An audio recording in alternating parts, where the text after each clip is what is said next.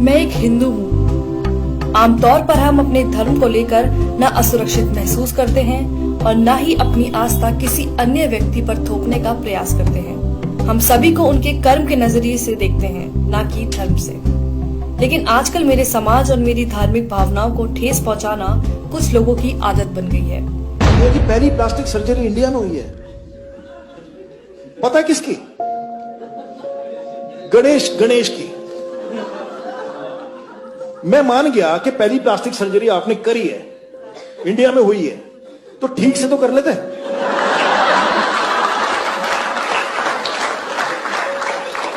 इसको देख के तो यही लगता है कि गांजा फूक के नहीं करना चाहिए सर। क्या ये इन्हें किसी तरह से ज्यादा बुद्धिजीवी बनाता है? आपको ऐसे बहुत से वीडियो मिल जाएंगे जिसमें कॉमेडी के नाम पर लगातार हिंदू धर्म और हिंदू देवी देवताओं का मजाक उड़ाया जाता है। Indian women just celebrated Karwa Chauth, or as I like to call it, Karwa.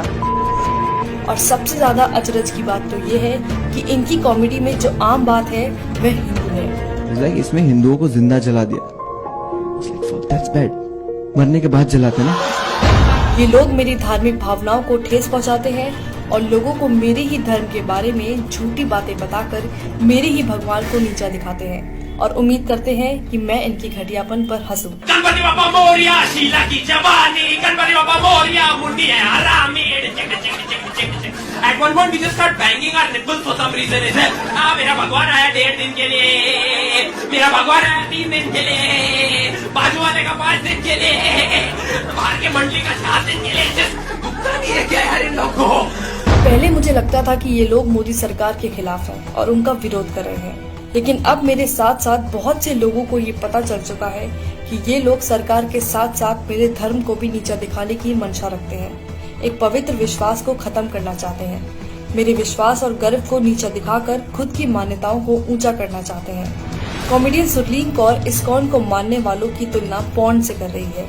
आप सबको मैं बता दूं, बेशक हम सब इस्कॉन वाले हैं, पर अंदर से सब हरामी पॉर्न वाले हैं। सुरलीन इस वीडियो में ऋषि मुनियों को अपमानित करने का कोई मौका नहीं छोड़ती है, उन्हें वासना से भरा हुआ बताती है।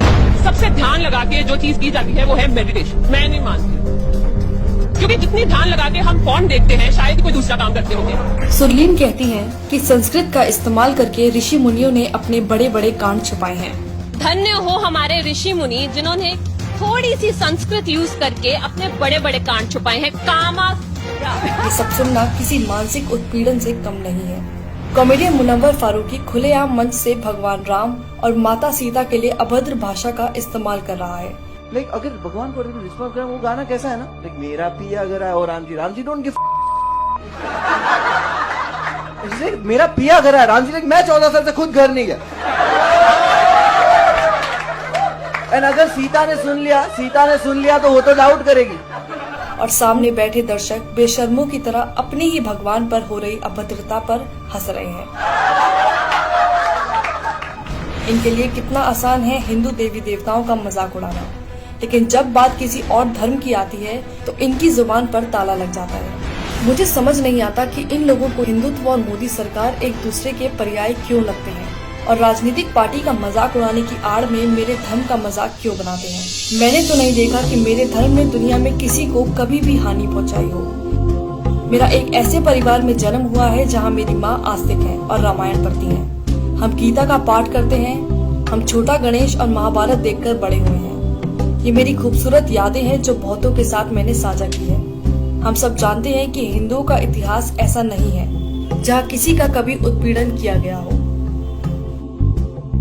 लेकिन ये लोग अभिव्यक्ति की आजादी के नाम पर हर दिन मेरी आस्था को कुचलते हैं। ये लोग कलात्मक आजादी की बात करते हैं, लेकिन इनकी कलात्मक आजादी तब कहाँ चली जाती है जब बात किसी दूसरे धर्म की हो। क्या केवल हिंदू देवी देवताओं का ही मजाक उड़ाना सेकुलरिज्म है? हमारे भगवान ने इंडिया से श्रीलंका ब्रिज बना दिया उस समय बिना LNT के। क्या अभिव्यक्ति की आजादी के अधीन केवल हिंदू देवी देवता ही आते हैं? क्या इन लोगों ने सिर्फ हिंदुओं की धार्मिक भावनाओं को ठेस पहुंचाने और हिंदू देवी देवताओं का अपमान करने का बीड़ा उठाया हुआ है? मेरे ख्याल से एक कॉमेडियन का काम मजाकिया चुटकुले बनाना है जिसे लोग सच में समझ पाएं और जिससे उनका मनोरंजन हो, लेकिन मनोरंजन के नाम पर केवल एक धर्म की आस्था और मान्यताओं को गाली देना, उसको लेकर भद्दे शब्दों का इस्तेमाल करना, ये किस प्रकार की कॉमेडी है। और विडंबना की बात तो ये है कि ऐसा करने के बाद भी अंत में ये लोग हिंदुओं को ही असहिष्णु घोषित कर देते हैं।